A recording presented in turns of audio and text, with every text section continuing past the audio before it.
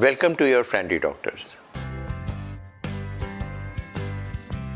Doctor Rajeev Kakkar, chest specialist, Regency hospital Kanpur. जो आई के पास में एक हमारे सेंसर लगा होता है, एक लीड लगी होती है, जिससे हमें ये पता चलता है कि एक पर्टिकुलर स्लीप में हमारी आई मूवमेंट कब होता है, जिससे हम लोग rapid eye movement, non rapid eye movement कहते हैं। जो स्लीप की डिफरेंट स्टेजेस हैं वो दो में डिवाइड होती है, rapid eye movement and non rapid eye movement.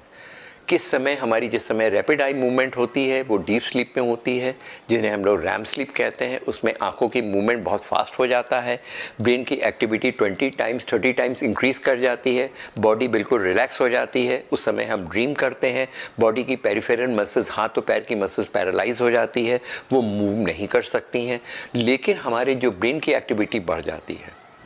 तो इस तरह हम लोगों ने क्या पता करा, उनको सेंट्रल एपनिया है कि नहीं है, उनको ऑब्स्ट्रक्टिव एपनिया है कि नहीं है, स्लीप की स्टेज में जा कर के उनको रैपिड आई मूवमेंट हो रहा है कि नॉन रैपिड आई मूवमेंट हो रहा है। उसके बाद में जो हमने आपको पहले भी बताया, जिस समय एयरवे ऑब्स्ट्रक्ट करता है, सेंट्रल एपनिया में आपके चेस्ट का मूवमेंट नहीं हो रहा है, उस समय हम लोग ऑक्सीजन सेचुरेशन देख रहे हैं। अमूमन हमारे हेल्दी कंडीशन में हमारा ऑक्सीजन सेचुरेशन 95-96 रहता है। स्लीप जैसे जैसे नींद जाती है तो अमूमन हेल्दी कंडीशन में भी 1 या 2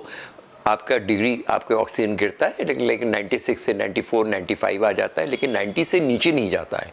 जिन्हें ऑब्स्ट्रक्टिव स्लीप एपनिया होता है या एपनिया की संबंधित स्लीप से संबंधित बीमारी होती है, वो ऑक्सीजन सेचुरेशन 80 में चला जाता है, 70 में जाता है, और कुछ लोगों में 30 और 40 टाइम्स चला जाता है, 40% हो जाता है, एकदम से ऑक्सीजन गिर जाती है। पॉलीसोमनोग्राफी स्लीप स्टडी में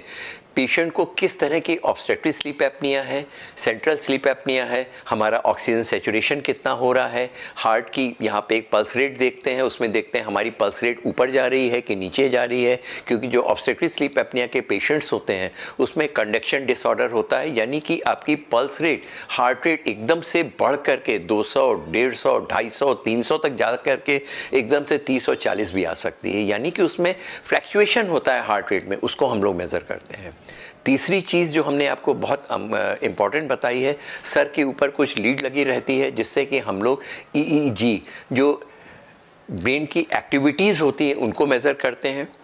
उसके द्वारा हम लोग जैसे डिफरेंट स्लीप की स्टेजेस को पता करते हैं, N1 है, N2 है, N3 है, कि रैम स्लीप है, डीप स्लीप हमारी आ रही है कि नहीं आ रही है, उससे पहले हमारी कितनी बार नींद रुकती है, कितनी बार दिमाग सोने में जाता है। और ये मशीन ये भी चेक करती है कि आपने कितने बजे लाइट बंद करी,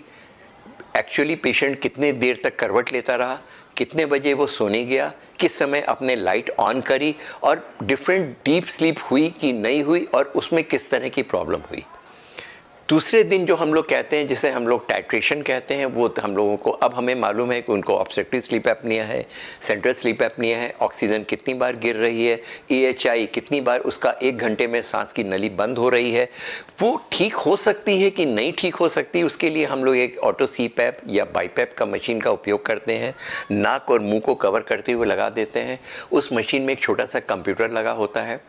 वो देखता है कि आपकी सांस की नली कितने प्रेशर पे बंद हो रही है, उस प्रेशर को मेज़र करता है, वायुमंडल से उतनी एयर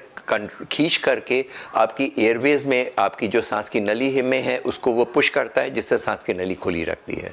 यानी कि 1 घंटे नेक्स्ट डे जो हम टाइट्रेशन कर रहे हैं उसमें हमें मालूम पड़ जाता है कि अगर उस पेशेंट की 60 बार या 70 बार सांस रुक रही है, वो घटकर क्या 5 या 10 बार आ रही है कि नहीं आ रही है, उसकी स्लीप की साइकिल जो कि ख़राब हो गई वो पूरी हो रही है कि नहीं हो रही है, उसका ऑक्सीजन सेचुरेशन नॉर्मल हो रहा है कि नहीं हो रहा है। इस तरह हम लोग उसको पॉलीसोमनोग्राफी और टाइट्रेशन करके पेशेंट की बीमारी कौन सी है, कितनी स्लीप हो रही है, ऑक्सीजन के बारे में, ब्रेन की एक्टिविटी के बारे में पता लगा सकते हैं, और कितना वो इम्प्रूव कर सकता है इसको भी हम लोग पता कर सकते हैं।